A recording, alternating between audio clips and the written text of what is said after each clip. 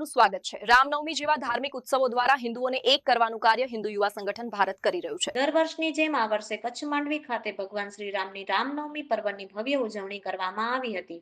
હિન્દુ યુવા સંગઠન ભારત અને હિન્દુ યુવા સંગઠન માંડવી આયોજિત શ્રી રામનવમીના પર્વની સવારે ભગવાન શ્રી સ્વામિનારાયણ મંદિરથી ભવ્ય શોભાયાત્રા નીકળી હતી, જેમાં અલગ અલગ કૃતિઓએ આકર્ષણ જમાવ્યું હતું। હિન્દુ યુવા સંગઠન ભારતના અધ્યક્ષ રઘુવીરસિંહ જાડેજાએ જણાવ્યું હતું કે રામનવમી જેવા અનેક પર્વના માધ્યમથી હિન્દુઓની એકતા વધારવાનો પ્રયાસ કરાય છે તેવું તેમણે જણાવ્યું હતું। ધારાસભ્ય અનિરુદ્ધભાઈ દવેએ સૌને રામનવમીના પર્વની શુભકામનાઓ પાઠવી હતી। મહંત બસંતગીરી, પૂર્વ નગર પ્રમુખ હરેશભાઈ વિંજોડા, શહેર ભાજપ પ્રમુખ દર્શનભાઈ ગોસ્વામી, નરેન સોની, મુકેશ જોશી, ડોક્ટર મૃગેશ બારડ, નિમેશ દવે, નરેન સોની, વિશાલ સાવલા સહિતનાઓ તેમજ માંડવી સ્વામિનારાયણ મંદિરના સંતો જોડાયા હતા। અરવિંદસિંહ જાડેજા, ધનરાજભાઈ ગઢવી, નરેન્દ્રસિંહ જાડેજા, રાજા પરમાર, સચિન મહેશ્વરી, ઉમંગ જોશી સહિતના હિન્દુ યુવા સંગઠનના કાર્યકરો એ કાર્યક્રમને સફળ બનાવવા જહેમત ઉઠાવી હતી। માંડવી પીઆઈ ચેતક બારોટ અને સ્ટાફે ખડે પગે ઉભા રહીને સુરક્ષા બંદોબસ્ત ગોઠવ્યો હતો। હિન્દુ યુવા સંગઠન ભારતના અધ્યક્ષ રઘુવીરસિંહ જાડેજાએ સૌનો આભાર વ્યક્ત કર્યો હતો। રામનવમીનો પર્વ આજે આપણે વાત કરીએ તો માંડવીમાં આજે આખું માંડવી શહેર શ્રી રામમય બન્યું। છેલ્લા ઘણા વર્ષોથી હિન્દુ યુવા સંગઠન માંડવી દ્વારા ભવ્ય રામ જન્મોત્સવની ઉજવણી કરવામાં આવતી હોય છે, ત્યારે આજે હિન્દુ યુવા સંગઠન ભારતના અધ્યક્ષ રઘુવીરસિંહ જાડેજા આપણી સાથે છે। બાપુ, શું કહેશો, જે હિન્દુની એકતા વધે, બધે સમાજો એકજૂટ થાય, એ જે આપનો પ્રયાસ છે એની અસર પણ આપણે માંડવીમાં જોવા મળી રહી છે, શું કહેશો બાપુ? બિલકુલ, ઉત્સવોના માધ્યમથી હિન્દુઓને એક કરવા એ હિન્દુ યુવા સંગઠનનું સૂત્ર રહ્યું છે। અને આપે જોયું આજે કે મર્યાદા પુરુષોત્તમ પ્રભુ શ્રી રામનો જે જન્મોત્સવ હિન્દુ સમાજે મજબૂતીથી ઉજવ્યો। આપણે રેલી જોઈ, શ્રી સ્વામિનારાયણ મંદિરથી આ રેલીએ પ્રસ્થાન કર્યું, રામની સાથે ઘનશ્યામ પણ જોડાણ। તો જે મોટો સંપ્રદાય છે જે ઘનશ્યામ મહારાજને માને છે, અને હિન્દુ સમાજ તો સકલ શ્રી રામને માને જ છે, તો હિન્દુ યુવા સંગઠને આ સંકલન કરી અને આ રેલીનું ઘણા વર્ષોથી આયોજન કરે છે। હિન્દુ સમાજનો આમાં ખૂબ જ સહકાર હોય છે। તમે જે રીતે કૃતિઓ જોઈ તો હિન્દુ સમાજ દ્વારા તૈયાર કરવામાં આવેલી કૃતિઓ હતી, જે સાજ સજાવટ તમે જોઈ, તો આ રીતે ઉત્સવ માત્ર ઉત્સવ ન બની રહે, ઘર પૂરતા સીમિત ન રહે, ઉત્સવોના માધ્યમથી હમ સબ હિન્દુ એક હેનો જે આપણો નારો છે એ બુલંદ થાય અને આપણે જોડાઈએ પણ ખરા। તો આ શોભાયાત્રા, આ નગરયાત્રા આખા માંડવીમાંથી ભ્રમણ કરી અને જ્યારે આઝાદ ચોક મધ્યે પૂર્ણ થઈ, ત્યારે આપ જોઈ રહ્યા છો કે અત્યારે પણ હિન્દુઓ એક જ લાઈનમાં વ્રતને અનુકૂળ ભોજન પણ લઈ રહ્યા છે। તો અહીં ક્યાં કોઈ જાતિ કોઈને પૂછે છે?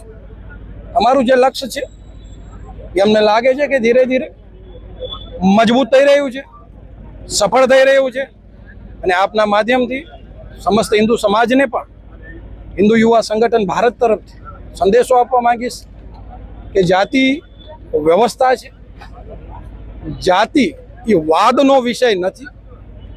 અત્યારે ધર્મને, રાષ્ટ્રને, જ્યારે સમાજની, હિન્દુઓની આવશ્યકતા હોય ત્યારે આવા ઉત્સવોના માધ્યમથી આપણે આપણી એકતાનો પરિચય, પ્રદર્શન જરૂરથી કરવું જોઈએ। તમે જોયું, સંતો મંતો પણ ઉપસ્થિત હતા, અમારા મથલના પ્રેરણા સ્વરૂપ સ્વામી અજીતેન્દ્રજી પણ ઉપસ્થિત હતા, અમારા મઠના મઠાધીશ આદરણીય બસંતગીરીજી પણ ઉપસ્થિત હતા, આ વિસ્તારના ધારાસભ્ય શ્રીમાન અનિરુદ્ધભાઈ પણ સાથે રહ્યા, સ્વામિનારાયણ મંદિરના સંતો અને વિશેષ સામાજિક અગ્રણીઓ જ્યારે આ શોભાયાત્રામાં ઉપસ્થિત રહ્યા, ત્યારે ખરેખર શોભાયાત્રા દિવ્ય અને ભવ્ય દેખાણી। આ શોભાયાત્રામાં અમારા નગર અધ્યક્ષ રાજાભાઈ પરમાર, અમારા તાલુકાના અધ્યક્ષ નરેન્દ્રસિંહ જાડેજા, અમારા સચિનભાઈ, અમારા ધનરાજભાઈ ઉપાધ્યક્ષ જિલ્લાના, ઉમંગભાઈ, કાંતિ પટણી અને આવા અનેક કાર્યકર્તાઓ, અરવિંદસિંહ, બંટી, તમે જોયું કે કઈ રીતે અથાગ મહેનતથી શોભાયાત્રાને સફળ બનાવી। આ નામ બોલ્યો એ તો માત્ર ઔપચારિક નામો છે। અમારા વિજયભાઈ, અમારા નરેનભાઈ, કેટલા નામો આપીશ તો સાંજ થઈ જશે, પણ હિન્દુ સમાજના અથાગ પ્રયાસથી આ શોભાયાત્રા સફળ રહી છે અને હમ સબ હિન્દુ એક એનો નારો માંડવીએ ફરી બુલંદ કર્યો છે. ક્યાંક બાપુ હિન્દુ કહે છે કે સરકાર હિન્દુની અને હિન્દુઓ ઉપર અત્યાચાર પણ થઈ રહ્યા છે એવું પણ ચર્ચાઈ રહ્યું છે, તો એ વિશે શું કહેશો? જો લોકતંત્ર છે આમાં કોઈની સરકાર ન હોય, જે એકજૂટ હોય એની સરકાર હોય.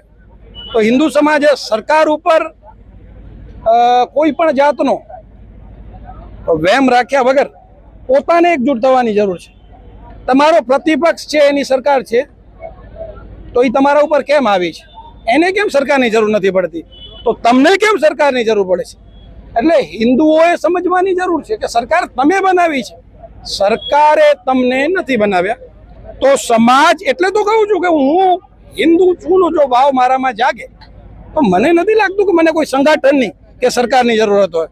હું પોતે એટલો મજબૂત છું, હું મારા ઘરને સાચવી શકું અને સમાજની પણ રક્ષા કરી શકું. તો સમાજ જાગે, સરકાર પાસેથી અપેક્ષાઓ મૂકી અને પોતાની જવાબદારી પ્રત્યે સજાગ થાય.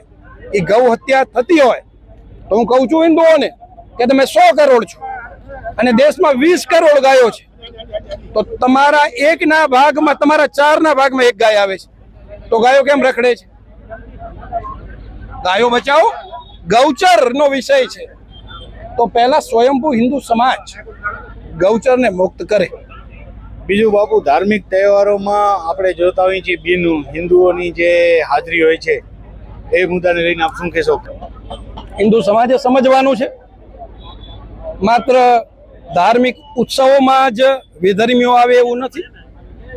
આપણે પણ ક્યાંક ઇફતાર પાર્ટીઓ કરવા અને ટોપી પહેરીને જતા હોઈએ છીએ, ત્યારે હિન્દુ સમાજને, હિન્દુ સમાજના નેતાઓને કહેવા માંગીશ કે અકબરુદ્દીન ઓવૈસી મંદિરમાં નથી જતો તો તમારે ટોપીઓ પહેરી અને મસ્જિદમાં જવાની શું જરૂર છે? બધા જ પોતપોતાનો ધર્મ પાળે. ભારત લોકતાંત્રિક દેશ છે, વિરોધ કોઈનું નથી, પણ ધર્મનો ભંગ થતો હોય, અધાર્મિક આચરણ થતું હોય એવું આપણે ન કરવું જોઈએ. એ કલાકારો હોય, એ રાજનેતાઓ હોય, એ સામાન્ય હિન્દુ હોય, દરેક વ્યક્તિ જો ધર્મનું પાલન કરશે તો હિન્દુ રાષ્ટ્ર કોઈ બટન નથી કે એ દબાવવાથી થશે. આપણે જો આચરણથી હિન્દુ બનશું તો સ્વયંભૂ હિન્દુ રાષ્ટ્ર બનશે અને આ દેશ મજબૂત થશે. તો દર્શક મિત્રો, આ હતા આપણી સાથે હિન્દુ યુવા સંગઠન ભારતના અધ્યક્ષ રઘુવીરસિંહ જાડેજા. એમનું કહેવું છે કે હિન્દુઓ એક થાય, હિન્દુઓની એકતા વધે અને જે દેશમાં લવ જિહાદ અને ગૌ હત્યાના જે બનાવો બની રહ્યા છે એના ઉપર રોક લાગે. પરેશ જોશી, કચ્છ ભૂમિ ન્યૂઝ, માંડવી, કચ્છ.